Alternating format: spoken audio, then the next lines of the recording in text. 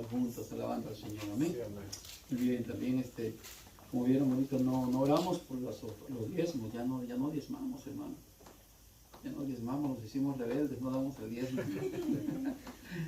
No, aprendimos que el diezmo ya no está dentro de lo que es, hermano, el rito de hoy en día, el culto de hoy en día, sino que eso quedó en parte de la ley mosaica, de la ley ritual de Moisés, así como el rito de la circuncisión. El diezmo también ya no está vigente porque no hay sacerdotes, no hay tribu leví y ni siquiera hay templo.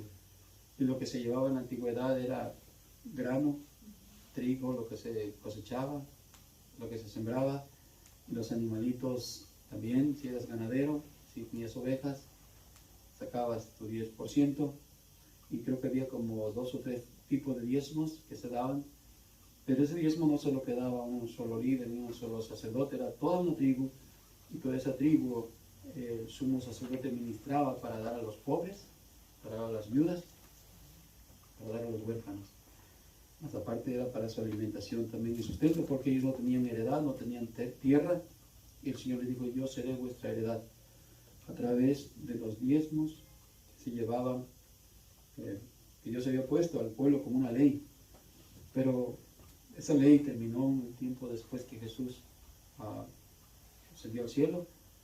Como prueba un botón, el templo se destruyó. Ya no hay más evidencia de ritos ya ni de los animalitos siquiera, sacrificios, porque da cuenta que eso nos da un claro detalle de que se acabó el tiempo de la ley ritual. Claro que creemos en los 10 mandamientos, pero hay cosas que ya no se deben de practicar. Y ahí que por esa situación muchos pastores se han enriquecido, y es ahí donde les ha hecho mal el dinero, por haber agarrado mucho dinero que no estaba en un orden bíblico, se lo quedaba solo una familia, solo un líder, solo un pastor. Y ahí tenemos gente que se ha enriquecido a causa del dinero de las almas, de la iglesia, que quisiéramos decirlo, pero bueno, nosotros ya no estamos practicando el diezmo, es que damos ofrendas. Y sabemos que por medio de la ofrenda el Señor se provee para lo necesario. Y gracias a Dios no tenemos un gran gasto, y lo que el Señor nos da, nos provee, es lo suficiente para los gastos. Es que gracias a Dios por eso, hermanos. Amén. Amén. Muy bien. De todos modos, el ofrendar no significa que tenemos que dar ahí, tirar $1, así, $4. También hay que ser dadivosos para ofrendar. Amén. No hay que dar el dólar y dar un dolarito. No, hermano, la Biblia dice que tenemos que ser dadivosos porque Dios ama al dador alegre. Sí, amén. Y dice la Escritura que no demos ni por tristeza ni por necesidad. ¿Cierto? Sí, amén. Significa, si usted tiene una necesidad y dice: bueno, a mí no me alcanza para la renta, no dé ofrenda, hermano. Venga al culto, pero no dé ofrenda, porque usted tiene una necesidad. No dé por necesidad. Allá pare de sufrirle, ahora sí, dalo de tu renta, dalo, Dios te va a proveer. Es una mentira. Pero ellos te incitan a dar el dinero, y luego aquella persona luego anda pidiendo prestado para pagar su renta.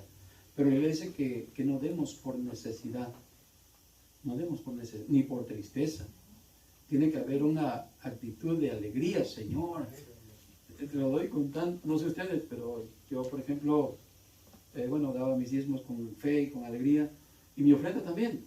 Y cuando no tenía para ofrendar, bien triste: Señor, no tengo ahora para llevar una ofrenda, aunque sea $5, si llevaba yo me sentía bien para llevar una ofrenda. Y a veces que no tenía yo ni para la ofrenda, créanme que me sentía muy triste, porque es un hábito de alegría el dar algo de lo que Dios nos ha dado. Y bueno, pasé por circunstancias donde había economía, pero pues eso no me impedía llegar al culto. Algo que quiero decir es que cuando demos haya una satisfacción. Es como cuando usted le da a su hijo. ¿Cómo se lo da? Tenga, mi hijo, $20, $30, $50 o $200, váyase al mall a comprar, no sé qué sé, una ropa. ¿Cómo se lo da a usted? Con alegría, ¿cierto? Bueno, a Dios mucho más, porque Dios no es un limosnero, porque le voy a botar ahí una cobra, le voy a botar $1. No, es nuestro Dios. Sí, amén. Amén. Y si el rito, ¿verdad?, fuera de valor, ¿qué son $20? ¿Qué son $50 que pudiéramos darle al Señor en calidad de ofrenda? No es nada. David le ofrecía cientos de holocaustos, cientos de toros, de corderos, y decía David que nada de lo que él hiciera podía complacer, digamos, para llegar a ese nivel de poder agradar a Dios. Además decía David, todo lo que te doy, Señor, es tuyo. ¿Cierto? Sí, si nosotros damos al Señor, si le llego a dar así $200, ¿de dónde salió? De lo mismo que el Señor me dio. Así es que yo lo mismo de lo que Él me da, le puedo dar. Claro, si soy tacaño me lo quedo, si no me gusta darle, menos. Pero bueno, gracias a Dios porque Dios nos ha proveído. Hoy tenemos para dar una ofrenda, más de $1, más de $20. Así es que aprendamos a ser dadivosos. Muy bien, hermanos. Sí, tenemos el libro de Mateo, capítulo 5, y el verso 38. Dice así, como el tema dice el amor hacia los enemigos, ¿verdad? Dice ahí, no sé si su Biblia diga así. Verso 38 dice, oíste que fue dicho, ojo por ojo y diente por diente. Pero yo os digo que no resistáis al que es malo. Antes, a cualquiera que te hiera en la mejilla derecha, vuélvele también la otra. Y al que quiera ponerte a pleito y quitarte la túnica, déjale también la capa. Y a cualquiera que te obligue a llevar carga por 1 milla, ve con él 2. Al que te pida, dale, y al que quiera tomar de ti prestado, no lo rehuses. Oíste que fue dicho, amarás a tu prójimo y aborrecerás a tu enemigo.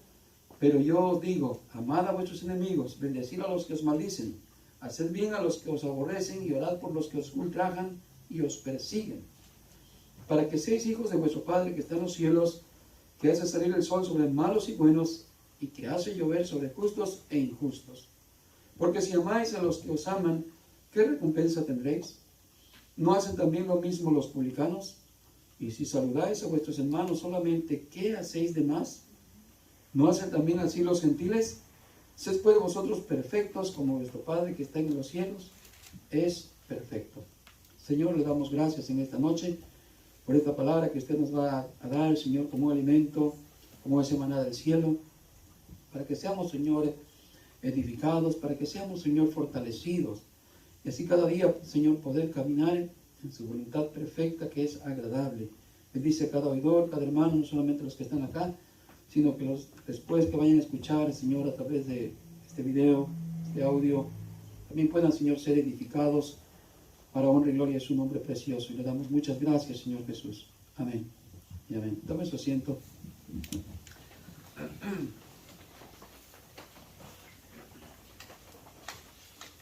Vamos a hablar más o menos de este pensamiento de resistencia sin violencia.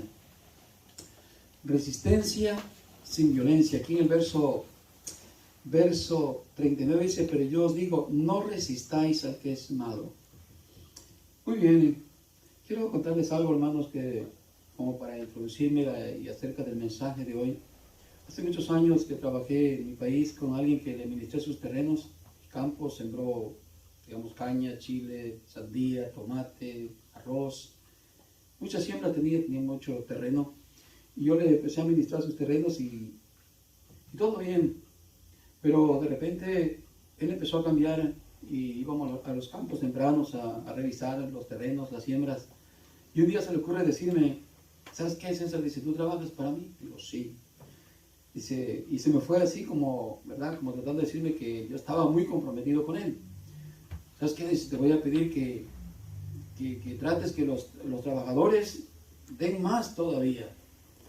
Que los hagas trabajar de más todavía. Y yo entendí rápidamente su mensaje y yo le dije, digo, mira, ¿recuerdas que cuando me contrataste para administrar el terreno? Tú no me contrataste para que yo fuera un capataz o una persona así violenta con los trabajadores, nada de eso. Y todo ha marchado bien hasta ahorita, digo, pero no sé qué es lo que te ha pasado. Y te voy a decir algo. Esas personas que están trabajando, que tú traes trabajando, son personas que son buenas personas. Ellos les quitan su sueldo, les quitan su salario. Son personas que, si yo estoy ahí, trabajan normal. Y si yo no estoy, ellos igual trabajan normal. Yo sé que hay gente que nos gusta desquitar nuestro sueldo y hay otros que no les gusta desquitar su salario, ¿se entiende? Que tratan nomás de ir y hacer y no hacen mucho. Y dice, total, el patrón tiene mucho dinero, y hay gente de todo, ¿me entiendes? Entonces yo le dije a eso, mira, ¿sabes qué? Yo no puedo hacer lo que tú me estás pidiendo, ¿pero por qué? Mira, primero ya te expliqué, ellos son buenas personas. Incluso yo les compartí el evangelio y algunos de ellos eran cristianos, algunos no, pero en fin, digo, son buenos hombres, buenos trabajadores. Y yo no puedo hacer eso. Yo no estoy aquí para eso. Si a ti no te gusta ya lo que yo hago en mi trabajo, estoy de acuerdo contigo. Es más, te traigo aquí las llaves de tu carro, de tu camioneta que me has prestado. Yo hasta aquí llegué contigo, ya no trabajo más. En pocas palabras, me uní a la causa de los trabajadores. ¿Se entiende? Imagínense que hubiera sido de otro tipo de carácter y de corazón. Yo soy el líder, yo aquí soy el que mando. Digamos, entre comillas, yo era el que mandaba, movía dinero, movía cosas de valor, tenía la responsabilidad del cargo, yo hacía y deshacía muchas cosas. Incluso que si él me contrató porque sabía que yo era cristiano y que no lo iba a robar, fíjese nomás cómo fue de listo. Pero por la otra cosa sí quería aprovecharse. Entonces yo le dije, ¿sabes qué? Yo me uno a ellos, aquí está tus llaves y renuncio. No, dice, ¿cómo crees que vas a renunciar? Digo, o cambias de parecer o aquí están. No, dice, ¿cómo crees? Olvídalo. Dice, tienes razón. Ellos trabajan muy bien y lo que están haciendo, tienes razón. No te vuelvo a decir más nada. Lo que quiero decir es que como el tema de hoy va a ser, hermano, resistencia sin violencia. No tuve que contender con él, no tuve que discutir con él ni pelear, sino solamente yo hice un acto de resistencia, pero sin violencia, haciéndole ver que lo que él estaba haciendo era injusto. Y él lo entendió rápidamente, pero tuvo una presioncita por ahí y reaccionó. No lo voy a alargar mucho, pero le prediqué el evangelio a él muchas veces. Y llegó a decirme, César, yo no conozco tu religión ni nunca he ido. Pero sí te digo algo, yo digo que soy católico, de tradición y todo, mi familia, mi esposa y todo, más, si tú le predicas a mi mujer ni le digas nada, porque si le dices algo acerca del Papa o de la Virgen, te va a correr de la casa. Yo llegaba a su casa, me sentaba a comer junto a ellos, era como a la familia. Pero un día le prediqué a su esposa de la Virgen y del Papa y no me corrió, se aguantó. Pero él me dijo, mira César, yo soy católico nomás de tradición, pero sí te digo algo. Si algún día yo buscara una iglesia, una religión, sería la que tú vas. Por el buen testimonio que tú me das y de las cosas que me hablas de Dios, dice. Realmente, dice, casi me convences, dice, pero todavía no, dice. Y mire, Dios dio testimonio de su amor, de su poder. Ese hombre recibió beneficios y ganancias trabajé con él como 3 años. Le fue en abundancia todo lo que sembró. 100 hectáreas, más de 100 hectáreas de arroz, de sorgo, de trigo, máquinas que cosecharon, arroz ajeno y un montón de dinero, las cañas, lo que sembró, el chile, todo se dio en abundancia, que yo tuve que hasta vender en camionetas en las calles, vendía sandías y por carros enteros cuando se cosechaba, era una cosecha inmensa. Un día yo decidí de dejarlo porque decidí buscar otro trabajo para ganar más. Yo sabía que él podía pagarme más, pero yo no le quise pedir aumento. Y cuando le dije un día la noticia, no, casi lloró. Dice, no te salgas, no te vayas. Puso su esposa a decirme, de rogarme, no, digo, yo me voy. Hice un trato en otro lado y yo procuro por mi familia también para sobresalir. También busco el beneficio de mi familia. ¿Cuánto quieres? Dice, para quedarte. Digo, no, yo sé que tú no me puedes pagar más. Tú me dijiste cuando me contrataste que no podías pagarme demasiado porque tú no eras muy rico. Entonces, que no quiero que me pagues más. Lo que quiero decir es que Dios se glorificó en lo que viví ahí. Él me dijo, él mismo me dijo, tú no te imaginas lo bien que me ha ido. Tú no tienes ni idea lo bien que me ha ido. Dios me ha bendecido tanto, ese. Si es verdad, ese que Dios es real, dice. Digo, eso es para que tú creas, le digo, que Dios es real. Y me salí. Lo que quiero decirles es, hermanos, que no tuve que actuar con violencia para poder llegar a un acuerdo. ¿Se entiende? Y de eso vamos a hablar hoy en la Escritura. Yo sé que tenemos la idea por ahí del cristiano común, o la gente piensa de los cristianos. Oh, dice la Biblia que los cristianos son sumisos, que los cristianos son débiles, que los cristianos son gente que se doblega, que son gente entregada, son gente que cualquiera los pisotea. Digo, por ahí va una ligera idea del cristianismo, ¿cierto? Y más cuando escuchamos la palabra de Jesús como aquí, que si alguien te da en la mejilla derecha, que tú le pongas también la izquierda, ¿cierto? Sí. ¿Qué idea nos da, no? De que soporta cualquiera que te esté haciendo algo. O el que te obligue a ir 1 milla, ve con él 2. Como diciendo, ya estás trabajando para alguien Sé impulsivo, dale un poco más, dale el extra. O aquel que dijo Jesús, el que te pida la túnica, dale también la capa. Y todo pareciera que Jesús está hablando de que debemos de vivir una vida donde los agresores nos están, hermanos, ofendiendo, nos están, hermanos, asediando, nos están lastimando y nosotros estamos ahí como corderitos sin hacer absolutamente nada. ¿Cierto? Pensamos que eso dijo Jesús, pero no fue eso. El contexto, por ejemplo, desde el capítulo 5, ya está todo eso, de que el Señor dice, bienaventurados los pobres en espíritu, claro, ¿cierto? Bienaventurados los que lloran, los que sufren. Imagínense de qué clase de seguidores Jesús está hablando que va a tener. Bienaventurados los que padecen por causa de la justicia, los que son perseguidos por causa del Señor. Bienaventurados los que lloran. ¿Cierto? Ese es el contexto del que estamos hoy aprendiendo. Y luego llegamos ahí al versículo 38, donde aquí vamos a hablar de la ley del talión, ¿verdad? Estaba escrito en la antigüedad que era ojo por ojo y diente por diente. Pero en aquel ojo por ojo y diente por diente era de que si alguien había matado, por ejemplo, a otro, se presentaban ante el sacerdote, ante los jueces de Israel y lo juzgaban. Y miraban si el acto que hubo fue de violencia y de mala intención y de mal corazón, y conforme a ese juicio, entonces se le daba veredicto, ojo por ojo y diente por diente. ¿Se entiende? Era para que no hubiera ese tipo de maldad, tratar de evitar el que uno abusara de otro, humillara a otro. Más después, ya cuando Jesús vino, lo tomaron eso a la ligera, y cualquiera hacía actos de violencia, como diciendo, me miró mal y me ofendió, entonces yo le voy a dar una cachetada, y era como un tipo de venganza que lo estaba utilizando ahora la persona. Habían cambiado el contexto bíblico. Ahora Jesús le está dando una lección a los seguidores, dice, oíste que fue dicho ojo por ojo y diente por diente.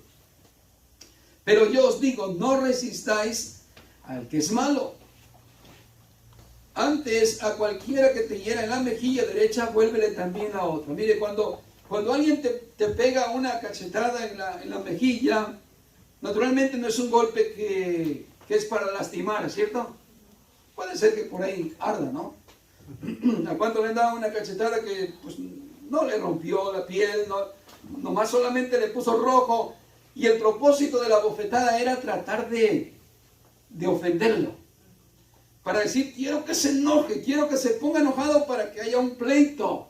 ¿Se entiende? Entonces Jesús está diciendo, mira, cuando alguien te trate de meter a pleito y te dé una bofetada, no trates de responderle a querer formar grande el pleito, sino vuélvele también la otra.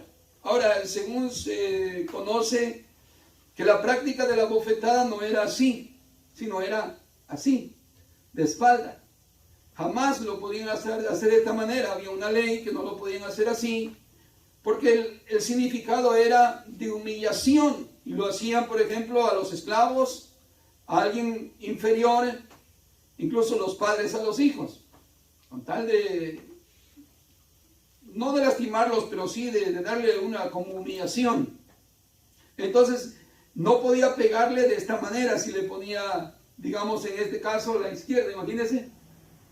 Normalmente así, pues le iba a pegar en la derecha y iba a hacer algo fuerte, pero imagínese luego ponerle a la izquierda, iba a estar así, golpeando. Y eso le iba a dar a la conciencia del agresor un estado de decir, bueno, ¿qué es lo que estoy haciendo? Estoy haciendo hasta el ridículo, tratando de pegarle a tratando de humillarlo, y el público está viendo lo que yo estoy haciendo como algo chistoso.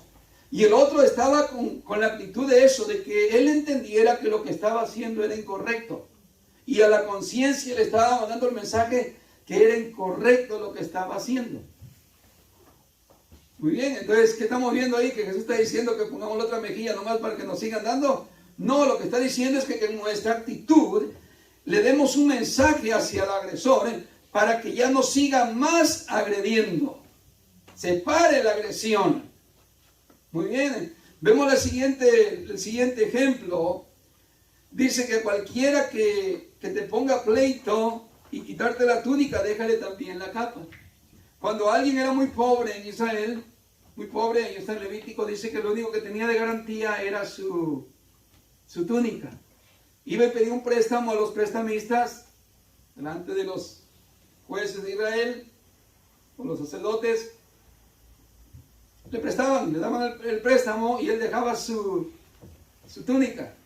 Muy bien, se iba a hacer su negocio, su trabajo, pero si al caer el día él no tenía dinero para recuperar ese pago, para dar el pago, la ley era que se lo tenía que entregar a ese deudor porque era todo lo que tenía para cubrirse él. Entonces él se presentaba y decía, bueno, yo tengo para pagar, ¿eh?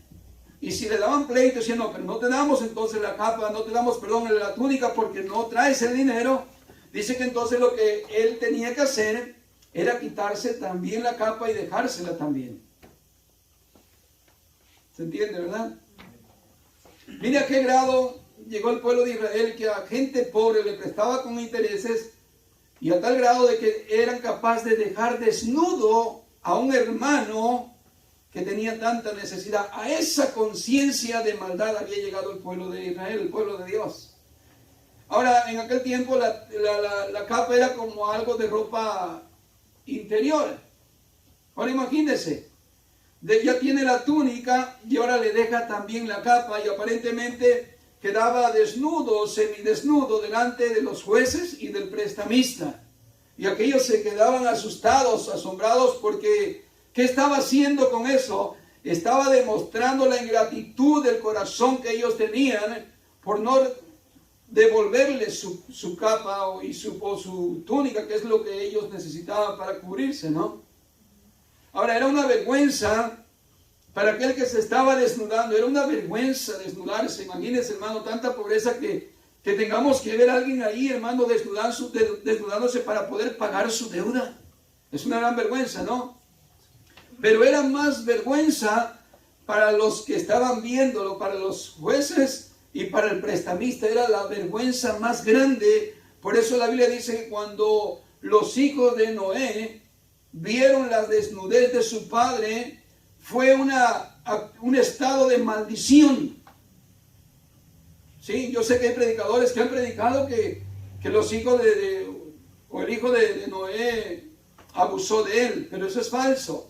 Sino lo que está diciendo ahí, que el ver la vergüenza o la desnudez de alguien es como una maldición, hermano. ¿Por qué? Porque aquella persona necesita para cubrirse y nosotros no tenemos ese corazón para cubrirlo. Usted mira la actitud de su hijo. ¿Quién fue de los hijos de Noé? Cam, de Set. Set fue el que vino con la ropa de Noé, vino de espaldas y se cubrió, creo, con una manta y no vio la desnudez de su padre. ¿Cierto? ¿Por qué? Que nos enseña ahí que es una gran vergüenza la desnudez de alguien por esa situación que está pasando, pero era más vergüenza para el que lo estaba viendo, era como una maldición para él. Así es que Jesús le está diciendo, cualquiera que te haga pleito por la túnica, déjale también la capa, para que le envíes el mensaje a su conciencia. ¿Se entiende, hermanos? Muy bien. Y la otra más dice en el versículo 41, sí. Y cualquiera que te obligue a llevar carga por 1 milla, ve con él 2. Y al que te pida, dale, y al que quiera tomar de ti prestado, no se lo rehuses. Muy bien. Había una ley romana, que los soldados podían obligar a cualquier persona a que le llevara su carga. ¿Se recuerdan de José de Arimatea, cómo obligaron a que llevara la cruz de Jesús? Solamente era una orden. Los soldados tenían esa autoridad sobre todo el pueblo. Era una ley. Pero la ley era 1 milla nada más. Si se pasaba de 1 milla, 1 milla es creo como 1,5 kilómetros, y si se pasaba más de 1 milla, entonces había consecuencias para el soldado, había castigo para el soldado. Entonces, ¿qué hizo Jesús?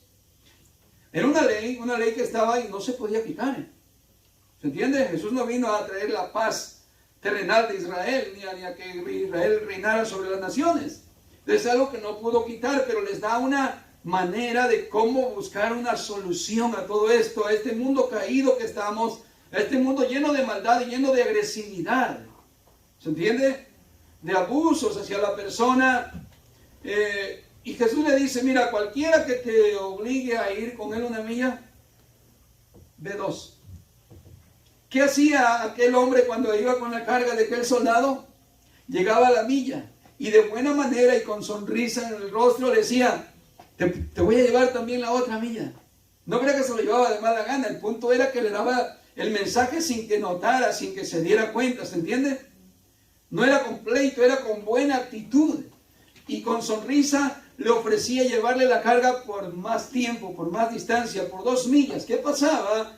Que cuando eso sucedía, el soldado recibía sanción, recibía castigo, porque la ley decía que solamente 1 milla para que los siervos o los enemigos no se rebelaran contra la nación, contra Roma. Esa era la ley. Así es que de buena gana le ofrecían 2 millas y aquel soldado reflexionaba tanto por la sanción que tenía o por la actitud de aquella persona que tan amablemente se ofreció para llevársela 2 millas. ¿Se entiende?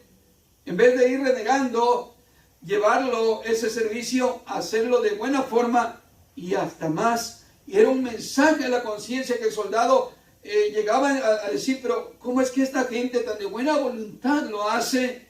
Y ahí donde venía la convicción de que estaba haciendo algo indebido.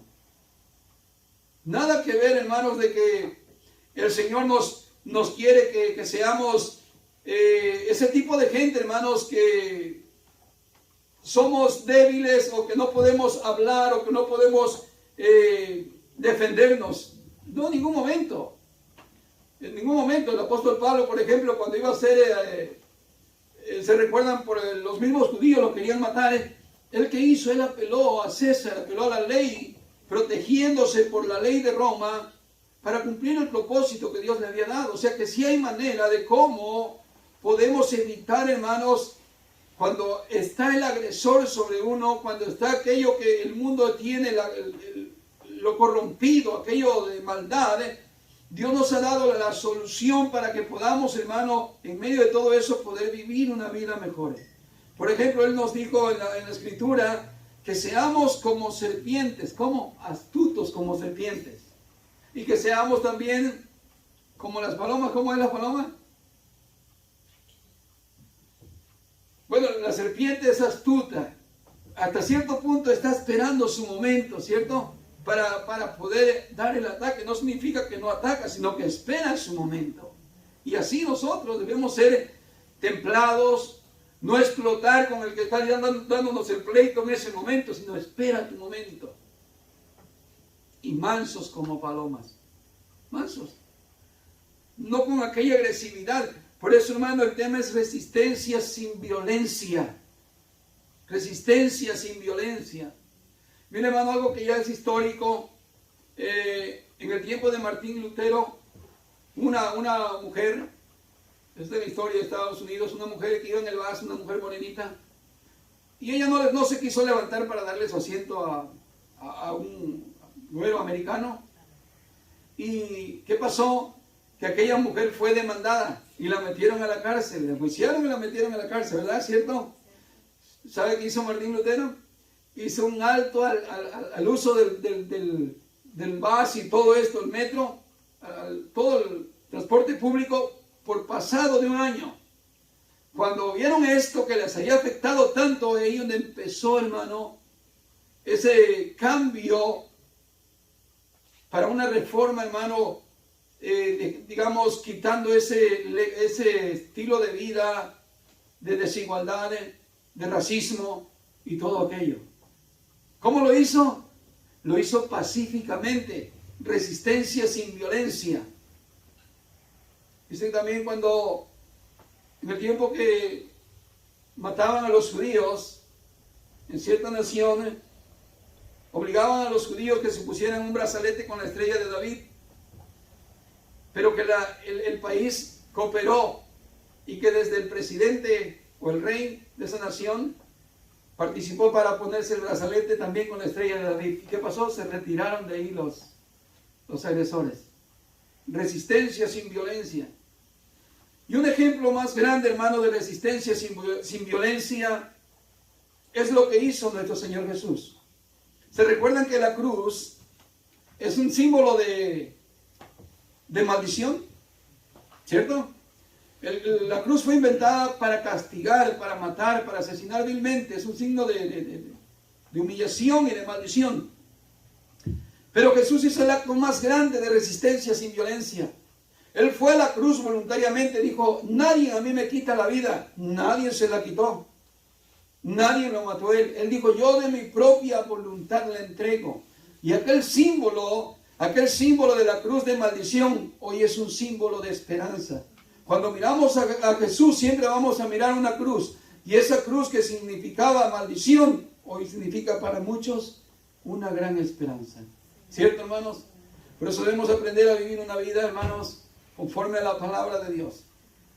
No es que no debemos, hermano, ser sumisos y obedientes a Dios, sí, cierto. Y aún dice la Escritura que debemos someternos a todas las autoridades que existen, políticas, porque son puestas por Dios, siempre y cuando estén en la voluntad de Dios. Pero si un presidente de la nación está en contra de la palabra de Dios, como para aprobar el aborto, aprobar los matrimonios de hombre con hombre, mujer con mujer, no estamos dispuestos a estar sometidos a esas autoridades.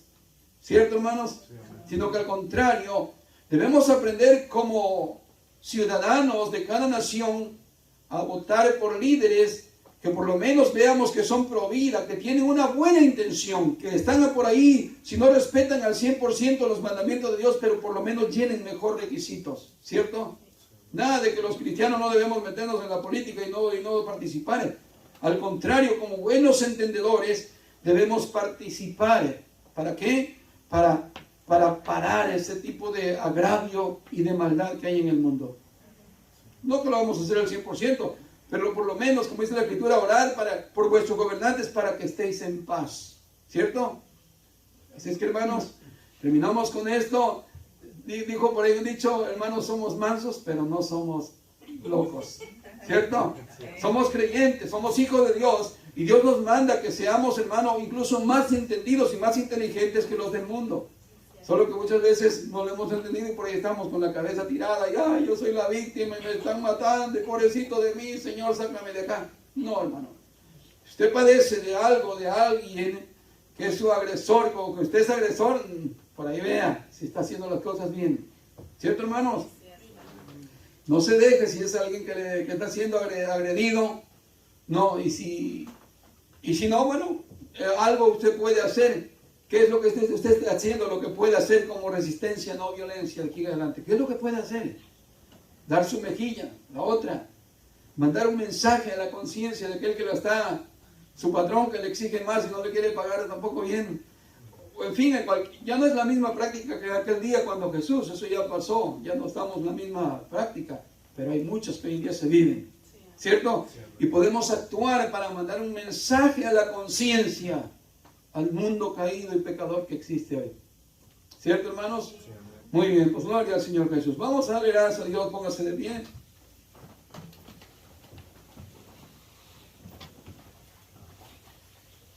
Señor y Padre bueno, le damos gracias en esta noche que hemos oído su palabra y hemos entendido, Señor, a través de tu palabra que debemos amar a nuestros enemigos, debemos orar por ellos, orar por los que nos persiguen, porque al orar por ellos mostramos amor, cuando ellos pensarían que lo que sentimos es desprecio.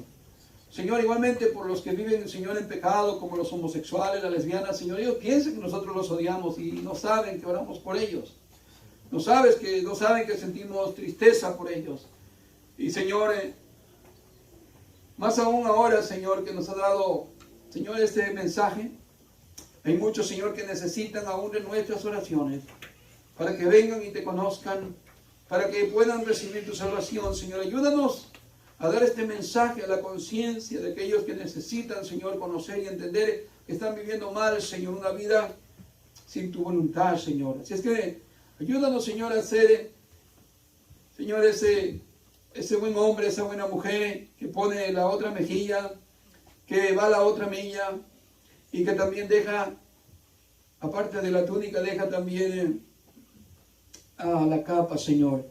Estamos dispuestos, Señor, a hacer, Señor, de buen corazón, que con buena intención le demos un mensaje a aquellos que no te conocen, para que te conozcan. Y te damos muchísimas gracias en el nombre de Jesús. Amén y amén.